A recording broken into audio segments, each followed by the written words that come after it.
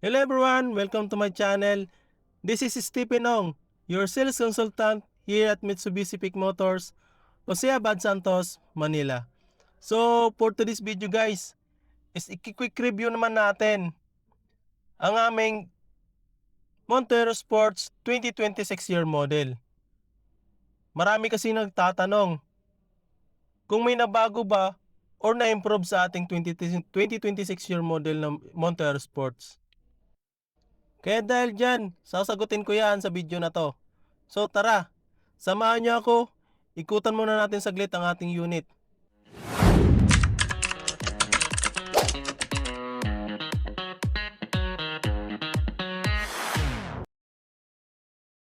So, umpisa natin sa kanyang engine. Same pa din. Equipped pa din ito ng 2.4 liter Mavic diesel engine na may power na 181 horsepower at may 430 Newton meter of torque. Malakas ang hatak kahit fully loaded ang unit.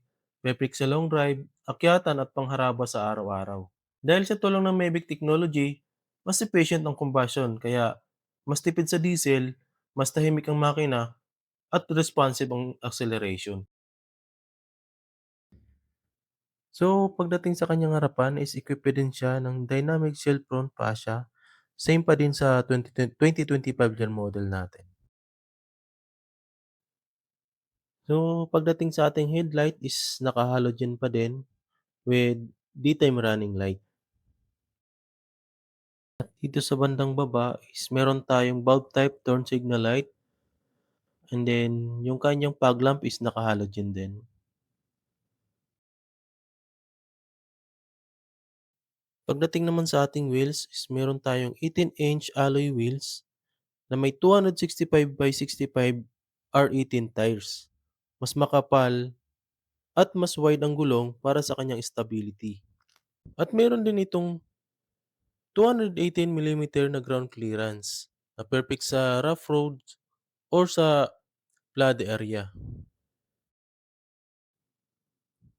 At pagdating naman sa ating side mirror is naka-chrome accent siya with integrated na turn signal light.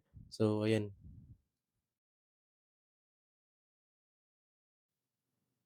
At sa ating door handles is naka-chrome din. So yan.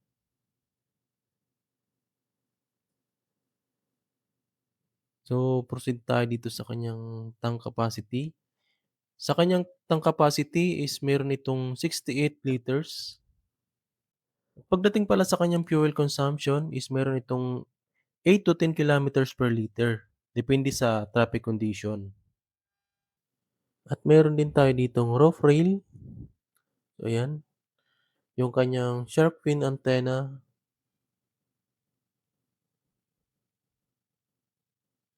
At pagdating naman sa ating tail light is naka-LED na naka-teardrop design. At meron din tayo ditong reflector both side. So ayan. Kung makikita nyo, nandito din sa ilalim yung ating spare tire. Ayan guys. So proceed tayo sa ating exterior. So ayan. Pasok tayo dito sa driver side.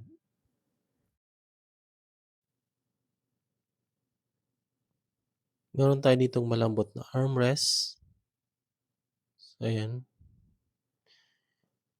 Yung kanyang Windows control and central door lock. So ayan guys. Pasok tayo sa unit. Dito makikita yung ating side mirrors control and yung kanyang park and sonar. Ayan.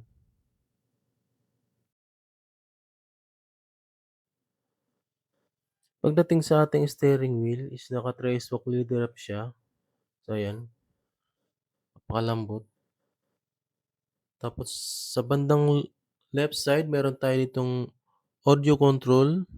May built-in buttons para sa volume, track change, mode selection. At sa right side naman meron tayo ditong cruise control. So ayan, hands-free button and voice command.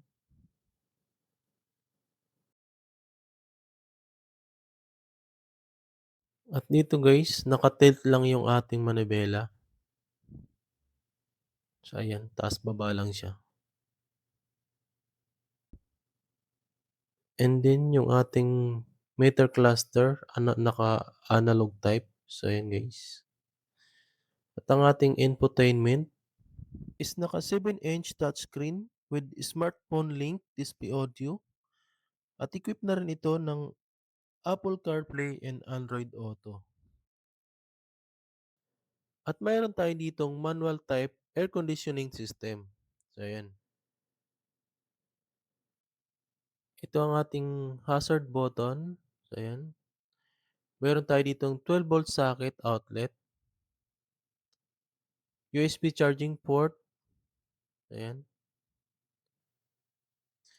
Then meron tayo ditong 6-speed na manual transmission. Ayan guys.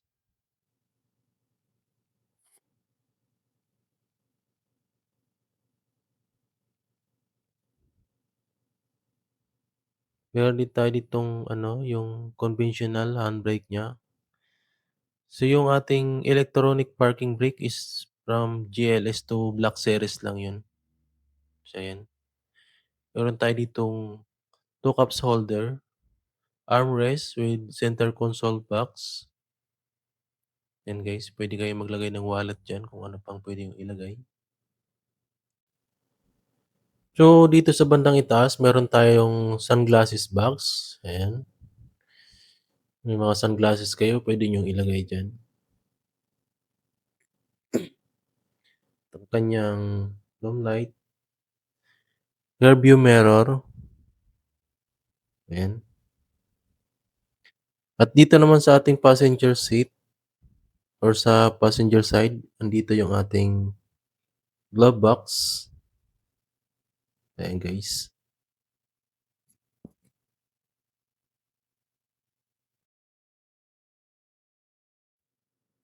At sa ating seat material pala guys is naka high fabric material na siya.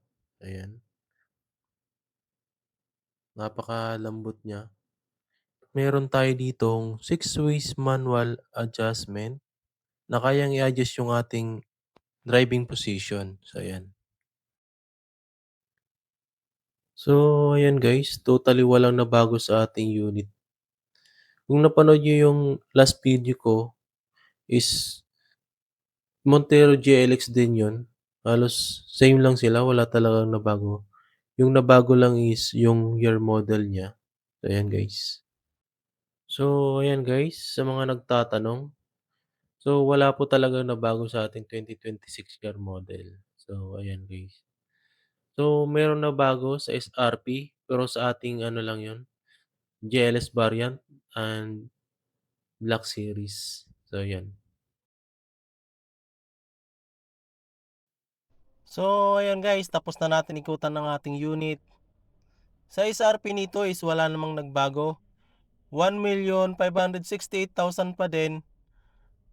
At good news guys, naka-zero down payment pa rin siya. At ang kanyang monthly amortization is around 32,000. At pagdating naman sa kanyang cash discount is meron itong 270,000 discount. Sobrang laki talaga ng matitipid nyo. Kaya kadalasan, mga manual units talaga yung mga inaabil dito sa aming dealership dahil sa kanyang malaking discount. Kaya kung interesado din kayo sa unit na to, huwag kayong mahiyang mag-message or kontakin nyo ako sa aking mga contact details or sa aking mga social media accounts na makikita nyo sa ating screen. And guys, don't forget to like, share, and subscribe sa aking YouTube channel at i-follow nyo rin ako sa aking Facebook account, Stephen Ong, para updated kayo sa mga susunod ko na car reviews and promo updates. And once again, this is Stephen Ong, your sales consultant here at Mitsubishi Peak Motors, Jose Abad Santos, Tondo, Manila. So ayun lamang guys, salamat sa panonood and see you on my next video.